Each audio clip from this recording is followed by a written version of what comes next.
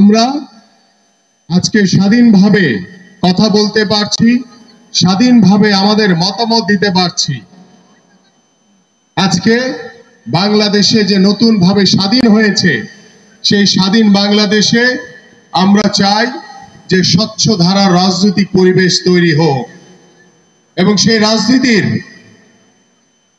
মাধ্যমে বাংলাদেশের আপামর জনগণ, আপামর সাধারণ মানুষ যে প্রত্যাশা করে, বাংলাদেশের মানুষের যে প্রত্যাশা যে একটি অবাধ সুষ্ঠু নির্বাচন।